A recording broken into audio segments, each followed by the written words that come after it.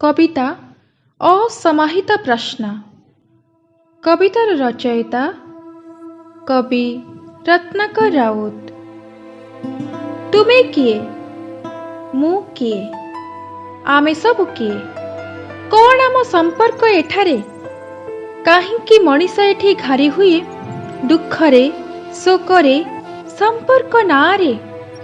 काहींकि मनीष एठी जन्म नहीं थाए कौन सब करिबा आशारे?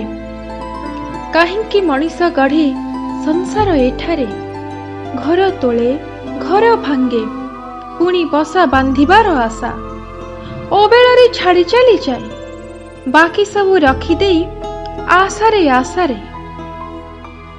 काहींकि स्वप्न सब सृष्टि हुए मनीष मनरे? काहींकि मनीष जले केते दिन कामरा नियारे?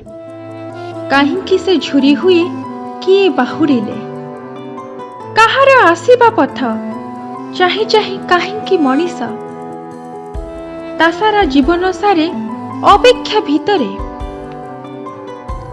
जीवकोश विघटन और विवर्तन अटे जदि गतिर नियम, दुर्घटना कौन तेबे धरारे जीवन?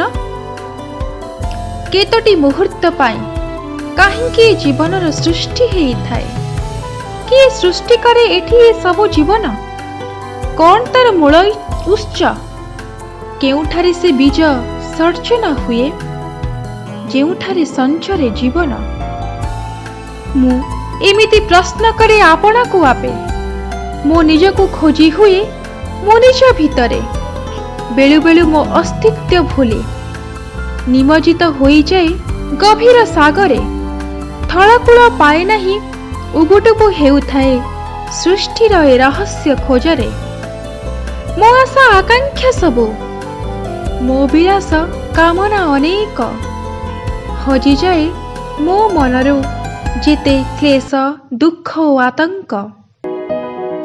जेतबळे मन मोर गमु थाए स्थिति शून्य महाशून्य शून्यर मूलक मो आखि मुदिले दिसे चारिआडे महाशून्य शून्यमय भ्यू लोक दिउ लोक मु अस्तित्वहीन होई भासुथाए सकल ब्रह्मांड। केउठारे उपलब्ध हुए नहीं मो स्थितिर सामान्य झलक?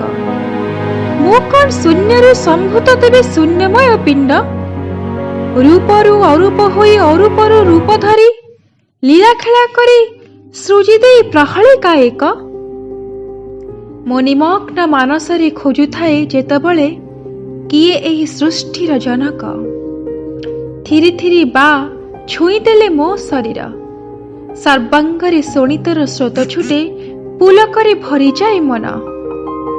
मो फेरे मो नीड़को शरीरर अंतस्थले आस्थान जमाए मु पुणी आरंभ करे जीवन और जीविकार खेल। जेउपरि जहा सबु चलीछि ए संसार रे धरी काल काल स्थिति शून्य महाशून्य शून्यर मूलक मो आखि मुदिले दिसे चारिआडे महाशून्य शून्यमय भूलोक दिउलोक मु अस्तित्वहीन होई भासुथाए सकल ब्रह्मांड।